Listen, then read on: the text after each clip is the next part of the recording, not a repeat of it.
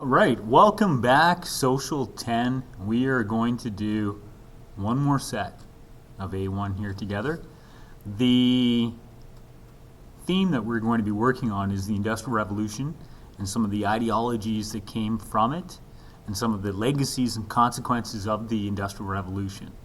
So some of those themes will fit into the fourth paragraph, the relationship paragraph. The purpose of this tutorial video is to, again, one more time go through the process of an A1, and that includes a interpretation of each of the three sources separately, and then a second step, which is relating the three sources together. In the end, you'll end up with 4 paragraphs, one paragraph for each source and its interpretation, and then a fourth and final paragraph for the relationship. Please also remember that in terms of the mark breakdown, each of the individual sources and those interpretation paragraphs is out of 4 marks, and the relationship paragraph is actually out of 6 marks. So if you are going to spend more time and attention to any one specific paragraph, it would be in your best interest to focus more on the 4th paragraph. So sometimes students will disproportionately write less in the 4th paragraph as they're just in a rush to get finished. That would be to your disadvantage. You want to have maybe your 4th paragraph being your longest. So let's take a look at this set, and let's go through the process together. And as we go through the process, we'll see what we can come up with. And this is live, so there might be some times when you can see me pausing, thinking, and that's by design. So I want you to see the process in play. So first step is to look at the source in its entirety, right? To take a moment, and in this case, because source 1 is a text, read through it all and just see big picture, what is this source about? The Industrial Revolution will be remembered as the moment when humanity lost its soul and we abandoned each other in the blind pursuit of selfish profit. Each day, our porous skin opens less and less to fresh air, sunlight, the touch of others, the smell of pine, rain, compost, and manure, and instead we find ourselves hunched over machines in the standard posture of reverence, bowing our heads to the humming and warm computer pets that rest on our laps or in our palms. We are breeding a new generation of human beings who will learn more from a machine than from their mothers. So you read through it once, you can see it's a reflection about the Industrial Revolution and the legacy of the Industrial Revolution and how it has changed humanity. So let's go to the A1 guide. So the A1 guide is this 71-page document. It may end up being longer than that in the end. And the A1 guide has the steps involved. So we're going to use the A1 guide here to work through the steps. And it also has other sections with additional resources like a Prezi that I created on this.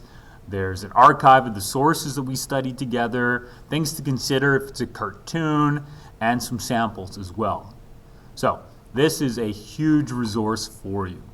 But first step, let's see what we're meant to do.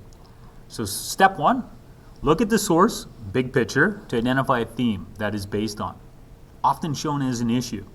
So we looked at the source and we said, big picture, this is based on the Industrial Revolution, the legacy of the Industrial Revolution, the impact it has on humanity, and what might be the issue here then? So looking back, we might look at it specifically now, read through it again and see do we see an issue? Do we see a problem? Do we see some kind of conversation that they're trying to expose? The Industrial Revolution will be remembered as the moment when humanity lost its soul. Okay, there's an issue. We've lost our soul, right? So the source is explicitly, because it's stating it, right? Explicitly stating that because of the Industrial Revolution, we lost our soul. So, there's a tone attached to that. For those people that value their soul, there's a sense of urgency. There's an alarmist message here that we have lost our soul. That should be attention-getting for those who value their soul. That humanity has lost our soul. That's quite alarming. So what is the issue? That the Industrial Revolution has had a negative effect on humanity. The legacy of the Industrial Revolution is that it has negatively changed humanity. Now, let's see if they're more specific about how we've been changed. We've lost our soul and we abandoned each other. So at an ideological level, because of the Industrial Revolution, we've turned our backs on common interest, collective interest, the common good, cooperation, that collective identity, helping our neighbors, and we've turned to individualism and self-interest and competition and helping ourselves. So the source is, again, stating that there's been a paradigm shift, that as a result of the Industrial Revolution, we've seen a paradigm shift away from the common good and cooperation and collective interest and all those values of helping each other, of collectivism, towards individualism. And we know that this source, the ideological perspective of this source, is saying that individualism is bad because they use negative words to describe it, like blind and selfish. So the inclusion of words like blind and selfish connected to individualism here help lead to the ideological perspective. Other issues that are being presented here: each day our porous skin opens less and less to fresh air, sunlight, the touch of others, the smell of pine, rain, compost, manure. So they actually describe, at a very personal level, a micro level, how our lives have changed, how our lives are less natural than they used to be. We used to be able to spend time with our environment, with our planet, and instead we're now hunched over machines, right? We're hunched over machines, we're bowing our heads, and this idea of the standard posture of reverence, instead of bowing our heads and having reverence to Christianity or some other spirituality, our reverence now is to technology. So we're not just talking about an economic paradigm shift. We're talking about a spiritual paradigm shift. We're also talking about a social paradigm shift. That socially, instead of interacting with each other and interacting with nature, our relationship with the environment has been compromised with our relationship to technology. The technology has injected itself into our lives in such a way that we now are bowing our heads to it in reverence. That technology has become our God. So, what is the issue here? Is that due to the Industrial Revolution, the legacy of the Industrial Revolution is that humanity has seen a paradigm shift away from collectivism towards individualism, and the source is suggesting that it's a blind pursuit of selfish profit. So individualism is bad, and it also tries to use description to show us how our lives are less than what they used to be. They're trying to show us something that has been lost, and what has been lost is our connection to nature, and what it's been replaced by is our connection to machines. Very interesting. So look at details. What is on the page? So the first step is looking at details. So that's what we've been doing. We've been looking at details. We've been finding key passages and saying, okay, there's a passage that's a big rock of the source. When it says blind pursuit of selfish profit, that's a big rock. I'm going to have to unpack that. This whole description of how our days have changed, I'm going to have to address what that means. That's another detail on the page. This idea we are breeding a new generation where they learn more from machines than mums, that's a rock. That's a big rock. That's a detail that I'm going to have to unpack and try to figure out why it's on the page. So once we do this is the theme of the source. The theme of the source is the consequences of the Industrial Revolution. Then we look at within that theme, what's on the page. Look at the key details, the key phrases, that sort of stuff. And what we're trying to do here is connect it as well, step 3, to globalization and social 10. So how does this connect to globalization? Well, when we study historic globalization, we understand that historic globalization blows up, right? It really, that hyper-connectedness of mankind that is globalization expands due to the Industrial Revolution. So the Industrial Revolution fuels globalization to the extent that because places like England now have a need for resources that are not native to England, now they need to go and globalize with Africa. They need to go and connect with Africa and get things like rubber from Africa, or they need to get indigo from India. So the Industrial Revolution fuels globalism because you will need resources that are not native to your country. And to some extent as well, the Industrial Revolution will fuel globalism because you will need workers. And we see that with the slave trade. Or you'll need consumers, and you'll see that through mercantilism. So the Industrial Revolution fuels globalism as a thirst for resources, a search for workers, and a need to find consumers is addressed through globalism.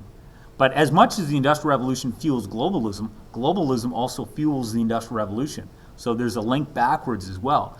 So as we connect with others, we will find more and more resources, and that'll push back to our home country, our mother country, and that'll help further fuel it, right? So there is a link going back the other way too. That what is globalism? Globalism ends up in the 18th and 19th and 20th century, and to some extent still today in the 21st century, it becomes a contest. It becomes a contest between competing rivals. So at times it's England and France through globalism competing to see how much of the market share that they can have. You know, how much of the world's spice trade can they control? How much of Africa do they control? How much of the fur trade in Canada do they control? And because globalism gives an opportunity for this zero-sum-like contest, then it helps fuel the Industrial Revolution. Because we're at this contest here in the global village, we need to further industrialize. So because we're competing with France, because the United States is competing with China today, they need to re-examine their Industrial Revolution. So there is a link both ways. So that third step is saying, you know, is it connected to, or how is it connected to the theme of the course? And then is it reflecting, rejecting, or challenging the theme? Well, because something is lost here, you know, because of globalization, because of the Industrial Revolution, we have a paradigm shift, and now we're blind, we're selfish, we're not natural anymore. It's connecting all these negative externalities, these consequences to globalism, and because of that, we can see that this is not a reflection of globalization. This is a rejection of it. This is challenging it. It's saying globalization is broken because globalization has led to the loss of our soul. It has led to us abandoning each other. So this is definitely not saying globalization is a good thing. Once we've talked about what's on the page, we can turn our attention to why it's on the page. Inspiration behind the source. What inspired this? So when would somebody have said this? You know, the Industrial Revolution will be remembered as the moment when this happens. What types of events are they referring to? So, you know, each day our poor skin opens less and less to fresh air, sunlight, the touch of others, the smell of pine, rain, compost, manure. This is a reference to our occupational change, right?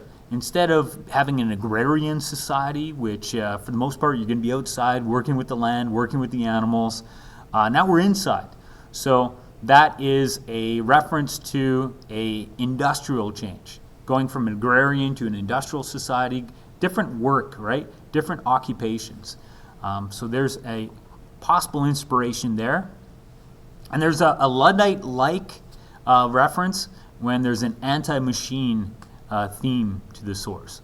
So when it is suggesting that we're bowing in reverence to these machines, it inspires us to question the role of machines in our lives. And then it takes it to the next step and suggests that machines are replacing moms, and we should be taking that quite personally.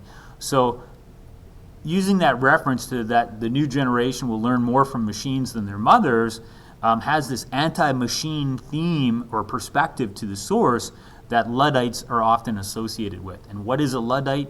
Luddites were people during the Industrial Revolution that were disapproving of the use of machines to replace mankind in the industrial process, and therefore they attacked the machines in a reactionary way. So possible inspiration of the source would be, you know, that Luddite response to machines. There's not a direct allusion to that, but we can infer a connection to that kind of event.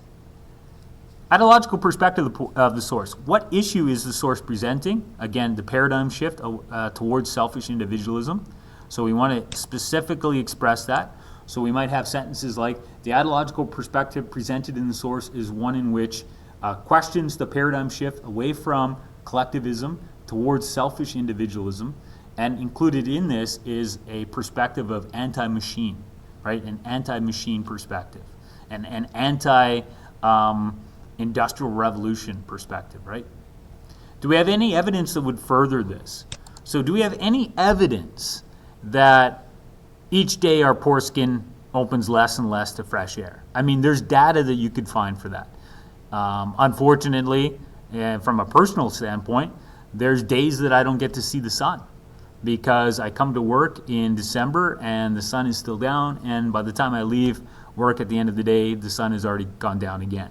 So from a personal perspective, personal evidence could be used to further this perspective because, you know, we're online teaching, online learning, and online typically happens inside, right? So we definitely have a personal evidence that could be used to further this. But we could also look at the average length of the workday and see how the workdays haven't shortened through the Industrial Revolution. They've only gotten longer. We could also look at, in terms of urbanization, how more and more people live in cities, and in cities they're less likely, I would assume, to smell pine, rain, compost, and manure.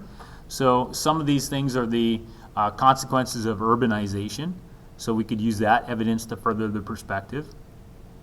We are breeding a new generation of human beings who will learn more from a machine than from their mothers. Again, the evidence of that could be found in some psychological studies of child rearing and how many children have more face time with technology than with mom or dad. You know, often mom and dad are distracted with their own technology, so they use a different window to keep their child entertained.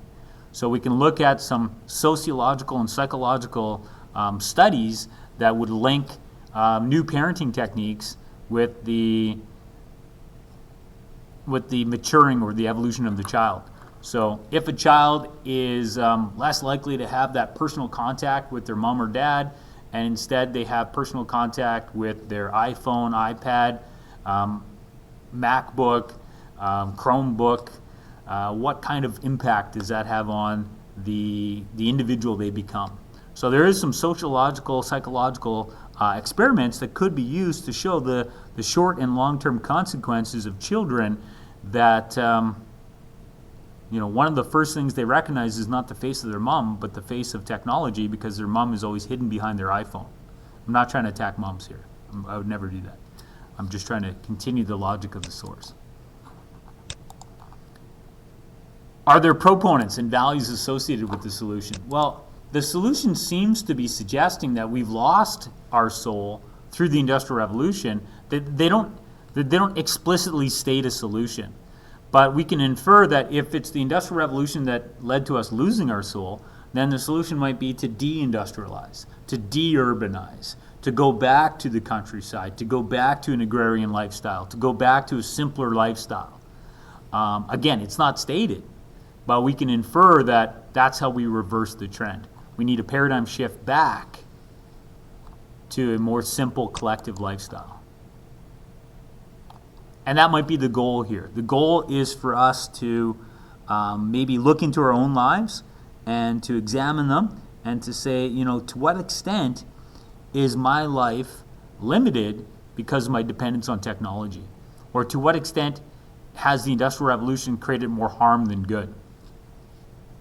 So there will be a division of society here for sure. There will be some people that look at this source and say it's unnecessarily alarmist, that the source is ignoring all the benefits in the Industrial Revolution. Who would likely be in that category of the opponents of the source and would attack the limitations of the source? Well, capitalists would obviously be offended by the source. Those who own the factories would be offended by the source because the source is an attack on their industry, on their livelihood. People who value individualism, right? So people who value not a collective identity, but a individual identity, and they see technology as an opportunity to, within the global village, be exposed to so much more than what their mom or dad could expose them to. So the source is an attack on, those personal devices of technology. It's an attack on the modern urban lifestyle, but it's overlooking the fact that people should have choice, and not everybody would choose a simple rural agrarian lifestyle in 2020. Significance of the issue, well, again, the loss of our soul seems fairly significant to those who value their soul. Taken to an extreme, if left unaddressed, what might happen?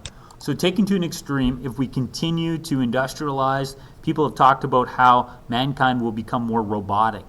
And literally through the I can't say the word, through making mankind more robotic, we may become eternal, but we may come, in that process to become immortal, we may become immoral, in the sense that if we become somehow connected through machinery, achieve that synergy, right?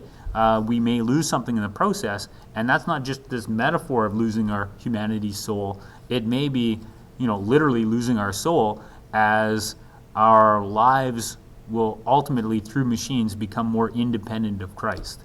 So from a Christianity perspective, the significance of this is the Industrial Revolution continues. The roboticization, I almost said it, of mankind continues. And as people seem to be trying to create synergy with technology so they can live forever, they're missing the point of suffering, and they're missing the point of death, and that is to come to Christ. So you can, spin this from different perspectives, not only Christianity, but that's an example of the significance of the source. Now we have source 2. And again, you can break down source 2. Now we have a photograph, and it says India 2016, and we can talk about the two individuals. What is on the page. So source 2 is a photograph. It shows two individuals working in close quarters in a machine shop. Looks like they're using something like a metal lathe. It is India 2016. We also would want to talk about the ages of the two individuals. They're definitely adolescents. They may be, this guy here in the back might be less than 12 years old. So what we're seeing here is child labor. So what we're seeing here is child labor in 2016. So then we go through the steps again for the next source. What's on the page, big picture, child labor. Then we connect child labor to globalization. And we did that within our lesson on the Industrial Revolution. And then we can talk about, why is this on the page? Why would the photographer take this picture? What is the issue that they see? Well, we're seeing exploitation of children. So what's the goal of the photograph? The goal of the photograph is to engage others in a conversation about providing an end to child labor. And India has said in the last decade, more than the child labor, the rate of people working as child labor has dropped by over 60%. But there's still, because India's population is nearly 1.4 billion, there's still tens of millions of children working in India in situations like this. So the Industrial Revolution and the flaws in the Industrial Revolution that are mentioned here in a historic sense are being shown here. And that's a nice relationship for later, a linear relationship. So when it says, we find ourselves hunched over machines in the standard posture of reverence, these guys are hunched over machines, right? So that's kind of like the end, the relationship paragraph. That one of the relationships we're seeing here is a linear one, and we'd bring up that later. Other steps here, the division of society. Again, not everybody would argue that this is a negative photograph. Some people would say, well, look, these gentlemen have found employment, so they found their niche. And through their jobs, they're able to, help their families with the needs of shelter and food and things like that. Or they're developing some skills that working in a metal lathe will give these kids skills, so they're apprenticing, and they'll become valued laborers that can command a higher salary as adults. So some people might look at the photograph and say, well, what's the problem here? So that's the division of society. The significance of the issue is the idea that because they're working when they're 10, they're not at school when they're 10. And potentially by not getting a formal education, their opportunities in the future will be very limited.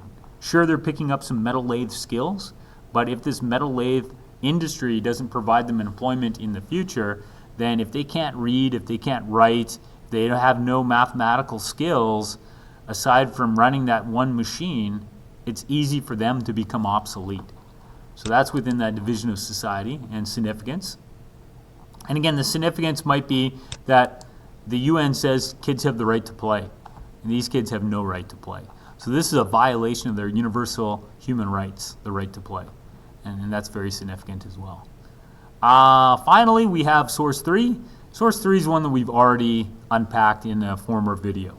So this is the pro-capitalist video, or pro-capitalist perspective.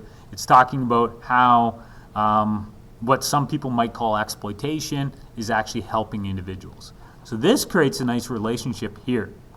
So because this is saying, hey, when a transnational corporation creates a sweatshop in Bangladesh, what they do is they pay workers 10 cents an hour because that 10 cents an hour will provide you the rice that you need to survive. So although some people see this as exploitive, Michael Walker, the voice from this source 3, would say, no, that is helping those individuals. It's not only providing needs today, but it's providing skills for tomorrow. So this is a pro-globalization. This reflects globalization. This shows a challenge within globalization. This shows that globalization has created exploitation. And this is a rejection of globalization. This is saying globalization has destroyed our soul, has made us abandon our traditional, healthy, natural roots. So this would like to see us deglobalize. This would like to see us protect children within the global village, kind of question how we globalize.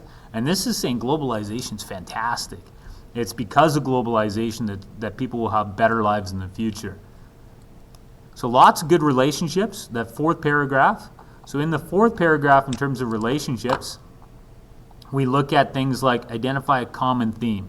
So the common theme here might be, to what extent was the Industrial Revolution a beneficial process?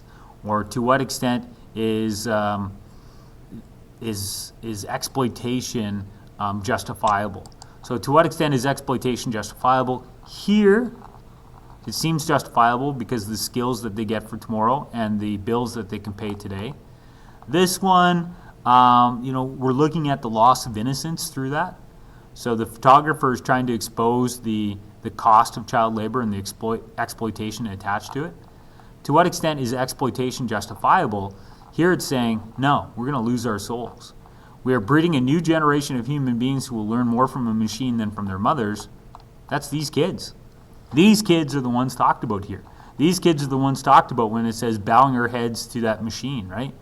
That these kids are the ones that, because they're at work for 12, 14, 16 hours a day, they're not going to have that connection with their mom. And they're going to be developed into different adults because they were child workers. So look for those common themes. Look for a to what extent question. To what extent has the Industrial Revolution, improved our lives? To what extent has the Industrial Revolution changed humanity? To what extent is the exploitation of children, justifiable? And then how might each source answer that question? And ultimately, after you do that, then you can talk about the linear ones. And this set has so many nice linear ones that we've talked about. So linear relationship would be like we are breeding a new generation of human beings who will learn more from a machine than their mothers. And we see that illustrated here. So the comments mentioned in source 1 are illustrated in 2. When in source 1 it says we'll be hunched over our machines in standard posture of reverence, we see individuals in source 2 hunched over machines. So another relationship's a linear one where we take elements or details of one source and say, when we see in source 1 this, we actually see it here. Or in source 3 where it says,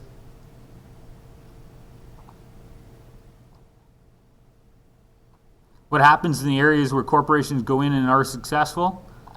Well, we see a corporation that has gone into an area and has successfully recruited children to be their laborers, and we can infer that source 3 would suggest that these guys are better off because of the jobs that they have. So everybody in the community sees the corporations as an enormous godsend. So source 3 is suggesting that these two individuals would see these jobs as a godsend because now they can feed their families, whereas source 1 would say that what is missing from source 2 is God. That the corporation isn't a godsend. The corporation is trying to become a new God, by replacing the old God, which includes compassion to each other. So those would be like linear relationships, taking details from one source and trying to connect them to details in the other. So, in summary, what is an A1? In summary, an A1 is really a two-step process. You interpret the sources and then you relate them. Within that first step, you interpret each source individually. So there'll be 3 paragraphs. And as you interpret them, there's kind of a list of suggested things to do. First, look at what's on the page. Look for the theme of the source. Look for key details. Try to connect what's on the page to the theme of the course, globalization. Is it reflecting it, rejecting it, or challenging it? And within that, you should see an issue and a solution. And the solution is the ideological perspective. And we want to unpack that and say, is there evidence that would continue that? Are there proponents and values associated with the perspective? What's the ultimate goal of the source? Why is this source created? What kind of change are they meaning to create? Who's the audience that they're trying to get to change society? But then we talk about, not everybody agrees with the source. There's a division of society here. That there's some limitations or bias or assumptions that the source is promoting. And then ultimately, if left unaddressed, the issue presented by the source may lead to this. What is the significance of the source? So we do that for each source, 1, 2, and 3, and then we do a relationship paragraph. In the relationship paragraph, there's many relationships we can find, but let's begin with a common theme. What is something that holds the 3 sources together as a set? Each of the sources is addressing the question, to what extent was the Industrial Revolution beneficial to humanity? Within that question, source 1 would answer it like this. Source 2 might say this, source 3 would say this. Source 2 would suggest that within source 1 that they're wrong because of this, or they're right because of this. So you can also have them respond to each other. How might each source answer said question? How might each source react to the responses from the others? And then after you do that, then you can look for those linear relationships. And the linear ones were when it was like in source 1 where it says we will be hunched over machines. Source 2 illustrates that. But source 3 tries to justify that, saying that being hunched over machines is a good thing. So there's also those linear relationships in these sources. So in the end, one of the final questions students will ask is, how long should our answers be? It's always about quality, not quantity, but typically you should aim for about a page for each step. So a page for source 1, interpretation, a page for source 2, interpretation, a page for source 3, interpretation, and about a page for the relationship. Now, sometimes you'll write a little bit more than a page. Sometimes you might write a little bit less. But in order to get through those steps, you'll probably need about a page. I needed a page just to list the steps, and I went a little bit over to my frustration. So that's one more look at a set of sources. Now I'm going to spend some time to try to find a set of sources for you for your midterm. And the set will be similar to stuff you've seen, and hopefully you can do well. So on that note, I'm going to quickly take you through this document a little bit more. There's your additional sources. And then we have, these are all the sources we've talked about. So these are all the sources we've talked about, including videos about them. So here's a video, a lecture that we did on that source, describing that one source. Here's some more sources we talked about, and here's a video about those sources. Here's another source we talked about, and a video about that. Here's another source we talked about. Here's a video, but here's also just a writing answer to that. Here's us writing down an answer to that one. Here's another source, and again, here we are writing about that source. Here's another source, and yet some more, and some sample writing. So as you go through this document, you're going to end up seeing a number of sources that we've seen throughout the course. It even links to which lesson was this source from. So lots of great sources, lots of links to the videos that we did with them. And through this, you should find yourself quite familiar with how to break down sources independent of each other and then how to relate them. The only obstacle that remains in your way now is understanding the content and history of the course. So there is the need to not only study the process before the test, but you also need to study the content. And I'm going to let you go.